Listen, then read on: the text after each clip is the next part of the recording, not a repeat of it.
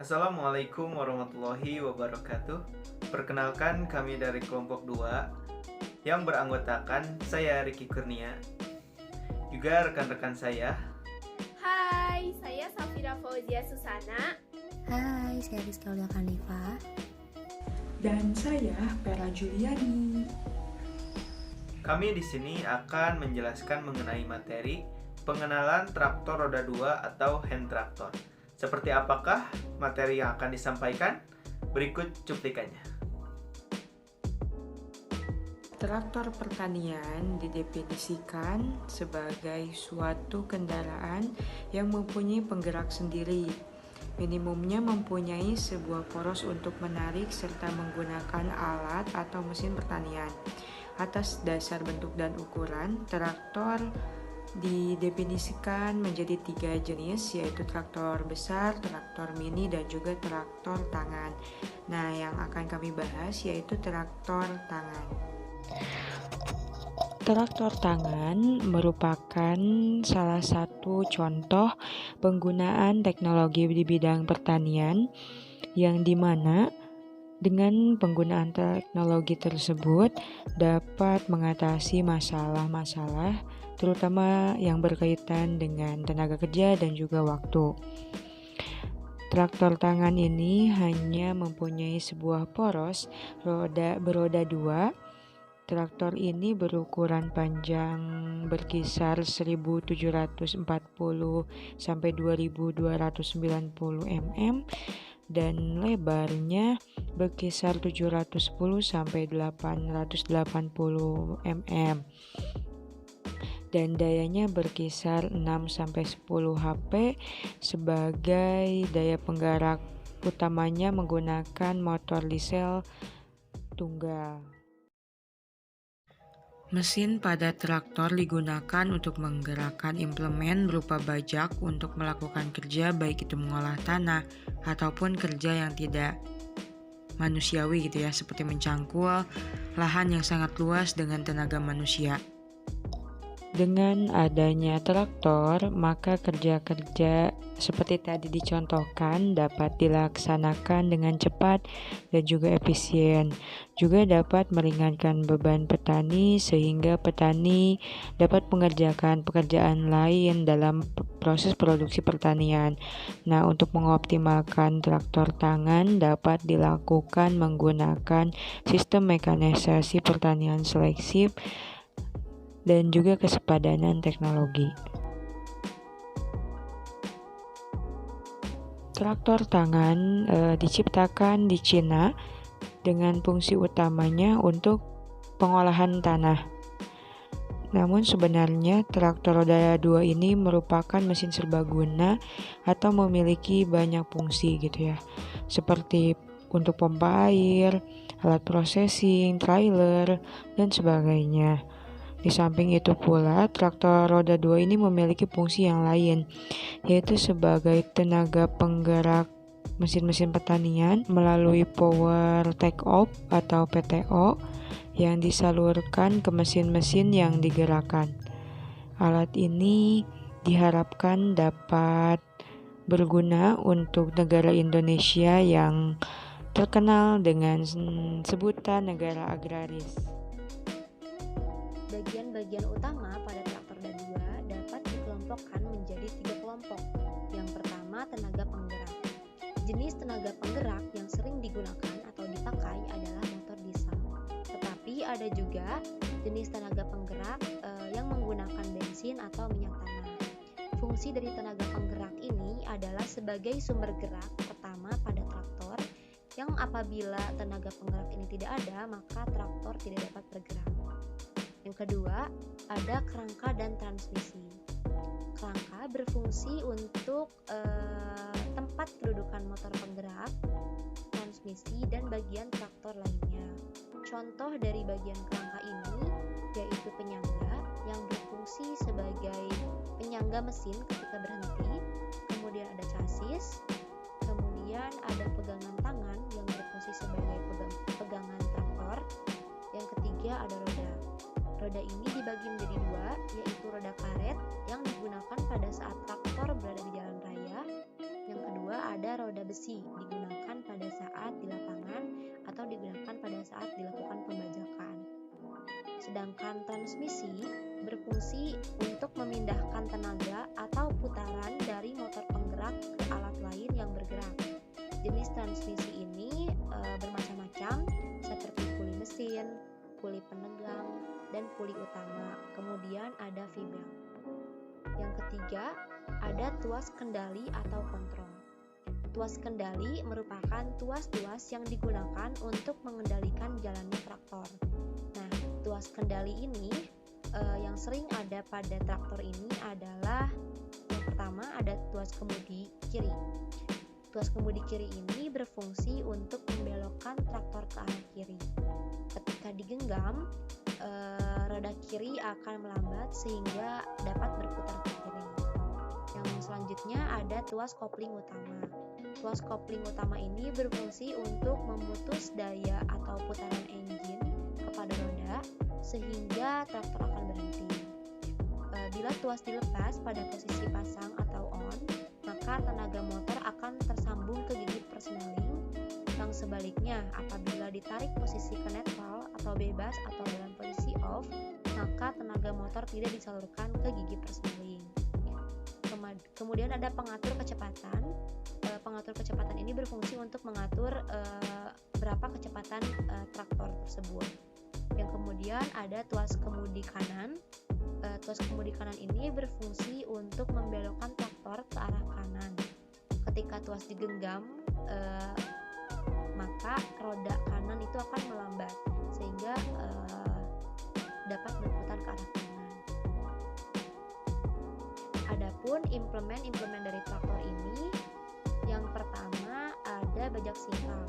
Bajak singkal ini berfungsi untuk menghancurkan dan membalikkan tanah karena bentuknya yang melengkung. Pada waktu bajak bergerak maju, tanah yang terpotong akan terangkat ke atas dan kemudian dibalik dan dilemparkan sesuai dengan arah pembalikan bajak. Selanjutnya ada bajak piringan yang biasanya dilakukan pada pengolahan tanah kedua. Kemudian ada bajak rotari. Bajak ini dapat digunakan untuk mengolah tanah kering maupun tanah sawah. Nah, kadang-kadang bajak rotari ini berfungsi untuk mengolah tanah kedua dan juga dapat berfungsi untuk melakukan penyiangan ataupun pengairan. Gelebeg ini digunakan untuk memecah bongkahan tanah pada tanah lumpur, lembek, dan proses pengolahan tanah bisa langsung dengan gelebeg tanpa harus diolah terlebih dahulu. Kemudian ada garu. Garu ini digunakan untuk memotong tanah pada kedalaman yang cukup dangkal. Penggunaan garu ini bertujuan untuk menghancurkan, memotong gulma, dan mencampur material dengan tanah. Yang terakhir ada rigger yang merupakan alat untuk membuat alur guldan di lahan kering yang telah diolah menggunakan bajak rotari. Implemen traktor merupakan peralatan yang digunakan pada traktor untuk mengolah tanah sesuai dengan kegunaannya. Sebuah traktor tidak dapat digunakan untuk mengolah tanah apabila traktor tersebut tidak dipasangi dengan sebuah implemen. Dalam mengolah tanah, fungsi traktor ini hanyalah sebagai sumber daya, penyalur daya, dan penggerak saja, tetapi tidak dapat mengolah tanah. Oleh karena itu, diperlukan suatu implemen yang dipasang pada traktor tersebut agar dapat mengolah tanah. Nah, implemen inilah yang akan kontak dengan tanah dan bekerja mengolah tanah tersebut. Lalu apa saja ya implemen traktor itu? Yang pertama, bajak singkal. Bajak singkal dapat digunakan untuk bermacam-macam jenis tanah dan berfungsi untuk mengolah tanah dengan cara memotong dan membalik tanah. Bagian-bagian utama dari bajak singkal yang aktif mengolah tanah adalah pisau atau bajak, singkal, dan penstabil bajak. Selain itu juga terdapat bagian-bagian lain seperti roda alur penstabil, roda pendukung, holter, jointer, dan kerangka. Penggunaan bajak singkal ini memiliki beberapa kelebihan, antara lain pembalikan tanah menjadi lebih seragam pada tiap petak tanah yang diolah, lebih praktis, tidak menimbulkan alur mati atau alur punggung sehingga pembajakan menjadi lebih rata. Yang kedua, ada gelebek. Pada tanah yang berlumpur atau lembek, proses pengolahan tanah bisa langsung dengan menggunakan gelebek tanpa harus dilukut terlebih dahulu. Gelebek ini berfungsi untuk memecah bongkahan tanah. Yang ketiga, ada garu. Garu digunakan sebagai pengolah tanah kedua yang berfungsi untuk menghancurkan dan meratakan permukaan tanah. Selain itu juga bertujuan untuk mengawetkan lengas tanah dan meningkatkan kandungan unsur hara pada tanah dengan jalan lebih menghancurkan sisa-sisa tanaman dan mencampurnya dengan tanah. Cara menghidupkan traktor roda 2. Sebelum menghidupkan traktor, ada beberapa hal yang perlu diperhatikan, yaitu tempatkan traktor pada tempat yang datar dengan ventilasi udara yang baik dan periksa terlebih dahulu traktor yang akan digunakan, pastikan dalam kondisi yang baik. Setelah itu, nyalakan traktornya. Hal yang pertama perlu dilakukan untuk menghidupkan traktor roda 2 yaitu pastikan tuas kopling utama dalam posisi off atau rem sehingga traktor tidak berjalan pada saat dihidupkan. Lalu pastikan semua tuas dalam keadaan netral. Selanjutnya, buka keran bahan bakar agar terjadi aliran bahan bakar ke ruang pembakaran. Gas dibesarkan pada posisi start sehingga pada saat dihidupkan akan ada aliran bahan bakar yang cukup di ruang pembakaran. Kemudian tuas dekompresi ditarik dengan menggunakan tangan kiri. Hal ini bertujuan untuk menghilangkan tekanan di ruang pembakaran pada saat engkol diputar. Engkol dimasukkan ke poros engkol, lalu putar engkol beberapa kali searah dengan jarum jam. Hal ini agar oli pelumas dapat mengalir ke atas untuk melumasi bagian-bagian traktor. Biasanya dilengkapi dengan indikator untuk menunjukkan adanya aliran pelumas. Selanjutnya, percepat putaran engkol sehingga akan menghasilkan cukup tenaga untuk menghidupkan motor. Kemudian, lepaskan tuas dekompresi untuk menghasilkan tekanan, sementara engkol masih tetap diputar sampai motor hidup. Setelah motor hidup, engkol akan terlepas sendiri dari poros engkol. Hal ini disebabkan bentuk pengait engkol yang miring. Geser posisi tuas gas pada posisi idle atau stasioner. Lalu hidupkan traktor tanpa beban kurang lebih selama 2-3 menit agar proses pelumasan dapat berjalan dengan baik. Kemudian periksakah apakah traktor hidup dengan normal dan traktor siap untuk dioperasikan. Cara mematikan traktor roda 2. Pada saat dan setelah mematikan traktor, ada beberapa hal yang perlu diperhatikan, yaitu sebelum dimatikan, gas tidak perlu dinaik turunkan. Kemudian jangan tergesa-gesa mematikan traktor dan pastikan semua tuas dalam keadaan netral. Adapun cara mematikan traktor yaitu pertama-tama lepaskan beban traktor pada saat traktor selesai dioperasikan. Kemudian gas dikecilkan pada posisi idle atau stasioner sehingga putaran mesin akan pelan selama 2-3 menit. Lalu geserkan tuas gas pada posisi stop sehingga motor akan mati karena tidak adanya aliran bahan bakar ke ruang pembakaran. Lalu tutup keran bahan bakar dan traktor berhenti beroperasi. Adapun langkah-langkah dalam perawatan dan pemeliharaan traktor diantaranya yang pertama yaitu pelajari buku panduan penggunaan traktor. Ada beberapa hal yang dapat ditemukan di dalam buku panduan penggunaan traktor, di antaranya jadwal perawatan. Jadwal ini akan memberitahu interval perawatan rutin termasuk pelumasan sasis, penggantian oli mesin, transmisi, dan hidrolik, penggantian filter, dan perawatan lainnya. Kemudian ada spesifikasi yang berupa tabel yang memberitahu jenis cairan transmisi, sistem hidrolik, rem dan pendingin mesin serta kapasitasnya, inflasi ban, torsi baut, dan informasi lainnya. Selanjutnya ada titik lokasi pelumasan, tongkat pengecek oli, style glass, dan instrumen pembersihan filter udara dan bahan bakar serta pengoperasian dasar dari penggunaan traktor. Selanjutnya ada siapkan peralatan yang dibutuhkan dalam perawatan traktor. Jadi perawatan traktor ini membutuhkan berbagai kunci Inggris dan perawatan yang berukuran besar sehingga perlu disiapkan. Yang ketiga ada lindungi traktor dari berbagai unsur. Karena kebanyakan sawah atau kebun kecil tidak memiliki kabin untuk melindungi tempat duduk, panel instrumen, dan komponen logam. Sehingga traktor harus disimpan di dalam gubuk atau garasi. Apabila tidak bisa, usahakan sistem knalpotnya tidak terkena hujan dan tutupi tempat instrumen traktor. Yang keempat, ada periksa oli dan cairan lain secara teratur. Nah, penggunaan traktor ini diukur dalam hitungan jam bukan kilometer, sehingga banyak orang yang salah menakar jumlah penggunaannya. Kebocoran pada komponen ini dapat menyebabkan suku cadang traktor yang mahal menjadi rusak, sehingga perlu dibaca buku panduan penggunaan traktor untuk mengetahui cara mengecek setiap cairan. Yang kelima, ada memantau sabuk dan selang.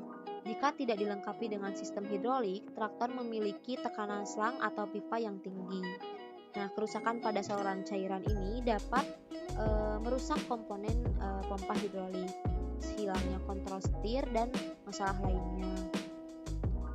Kemudian yang keenam, ada menjaga sambungan rem tetap terlumasi dengan baik dan pastikan remnya turut disesuaikan. Yang ketujuh, ada mengecek filter secara teratur. Kebanyakan sistem pada traktor ini dilengkapi oleh filter untuk melindungi dari kotoran air, kontaminasi lain yang dapat merusak komponen. Terus cek filter bahan bakar untuk melihat genangan air dan cek filter udara sesering mungkin. Karena traktor seringkali beroperasi di lingkungan berdebu dan dalam sebagian kasus filternya harus dibersihkan setiap hari atau setiap minggu. Kemudian ada periksa layar radiator dan ada lumasi traktor yang dimiliki. Jadi traktor yang memiliki banyak bagian bergerak ini membutuhkan lebih banyak pelumasan dibandingkan dengan traktor yang tidak digunakan. Apabila melihat bagian traktor yang bergerak, harus mencari fitting minyak dan lumasi. Nah, gunakan pistol pelumas, bersihkan fitting, pasang selang dan pompa minyak sampai segel terkait mulai mengembang atau minyak tampak meluber dari bagian yang dilumasi. Selanjutnya, jaga kebersihan traktor. Hal ini akan membantu menemukan komponen rusak dan kebocoran, serta sampah dan puing yang perlu dibersihkan.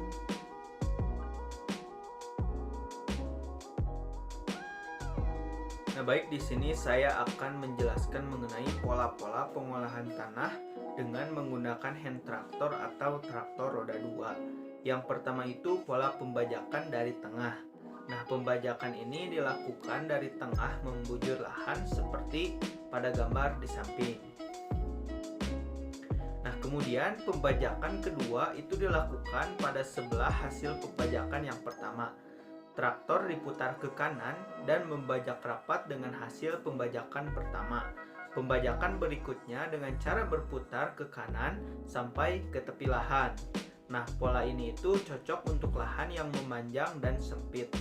Diperlukan lahan untuk berbelok pada kedua ujung lahan. Nah, ujung lahan yang tidak terbajak tersebut itu dibajak 2 atau 3 pembajakan terakhir. Nah, apabila traktor tidak dapat menjangkau, maka digunakan cara manual, yaitu dengan menggunakan cangkul. Dengan pola ini akan menghasilkan alur balik, yaitu alur bajakan yang saling berhadapan satu sama lain, sehingga akan terjadi penumpukan lemparan hasil pembajakan memanjang di tengah jalan. Pengerjaan tepi dapat dilakukan dengan cara memasang bajak pada lubang hit sebelah kiri. Jadi simpelnya pada pola ini itu mula-mula traktor datang ke tengah dan memulai membajak dari tengah hingga membentuk persegi yang akhirnya traktor akan keluar dari tepi. Yang kedua yaitu pola pembajakan dari tepi. Nah, pola ini itu kebalikan dari pola pembajakan sebelumnya, yaitu pada pola ini itu pembajakan dilakukan dari tepi membujur lahan, seperti pada gambar di samping. Nah, lemparan hasil pembajakannya itu ke arah luar lahan. Pembajakan kedua pada sisi seberang pembajakan yang pertama dengan traktor diputar ke kiri dan membajak dari tepi lahan dengan arah sebaliknya. Pembajakan berikutnya dengan cara berputar ke kiri sampai ke tengah lahan. Nah, pola ini juga cocok untuk lahan yang memanjang dan sempit. Nah, diperlukan lahan untuk berbelok pada kedua ujung lahan. Jadi, ujung lahan yang tidak terbajak tersebut itu dibajak 2 atau 3 pembajakan terakhir. Nah, ujung lahan yang tidak terbajak tadi diolah dengan menggunakan cangkul secara manual. Dengan pola ini akan menghasilkan alur mati, yaitu alur bajakan yang saling berdampingan satu sama lain. Sehingga akan terjadi alur yang tidak tertutup oleh lemparan tanah hasil bajakan dan memanjang di tengah lahan. Pada tepi lahan, lemparan hasil pembajakan tidak jatuh pada alur hasil pembajakan. Pengerjaan tepi dapat dilakukan dengan cara memasang bajak pada lubang hit sebelah kanan. Jadi simpelnya pola ini itu tidak jauh berbeda dengan pola pembajakan sebelumnya. Namun pada pola ini mula-mula traktor mulai membajak dari tepi membentuk persegi dan akhirnya keluar dari tengah. Yang ketiga yaitu pola pembajakan keliling tengah. Nah, pada pola ini pengolahan tanah dilakukan dari titik tengah lahan, berputar sejajar sisi lahan sampai ke tepi lahan. Nah, seperti pada gambar di samping. Lemparan pembajakan ke arah dalam lahan. Pada awal pengolahan, operator akan mengalami kesulitan dalam membelokkan traktor. Pola pengolahan ini itu cocok untuk lahan yang berbentuk bujur sangkar dan lahan tidak terlalu luas. Diperlukan lahan untuk berbelok pada kedua diagonal lahan. Lahan yang tidak terbajak itu dibajak pada 2 atau 4 pembajakan terakhir. Sisa lahan yang tidak terbajak diolah dengan cara manual, yaitu menggunakan cangkul. Jadi simpelnya pola ini itu yaitu mula-mula traktor datang dari tengah dan mengelilingi pembajakannya hingga akhirnya traktor keluar dari tepi. Yang keempat yaitu pola pembajakan keliling tepi. Nah, pada pola ini itu kebalikan dari pola pembajakan sebelumnya, yaitu pada pola ini pengolahan tanah dilakukan dari satu titik sudut lahan atau dari tepi, berputar ke kiri sejajar sisi lahan sampai ke tepi lahan, seperti pada gambar di samping. Nah, lemparan pembajakan ini ke arah luar lahan. Pada akhir pengolahan, operator itu akan kesulitan dalam membelokkan traktor. Nah, pola pengolahan ini itu cocok untuk lahan yang berbentuk bujur sangkar dan lahan tidak terlalu luas. Nah, diperlukan lahan untuk berbelok pada kedua diagonal lahan. Lahan yang tidak terbajak tersebut itu dibajak 2 atau 4 bajakan terakhir. Nah, sisa lahan yang tidak terbajak diolah dengan menggunakan cangkul secara manual. Jadi simpelnya pada pola ini itu mula-mula traktor datang dari tepi dan mulai mengelilingi lahan sampai akhirnya traktor keluar dari tengah. Nah, pola ini itu tidak jauh berbeda alurnya seperti pola sebelumnya. Pola pembajakan yang terakhir yaitu pola bolak-balik rapat.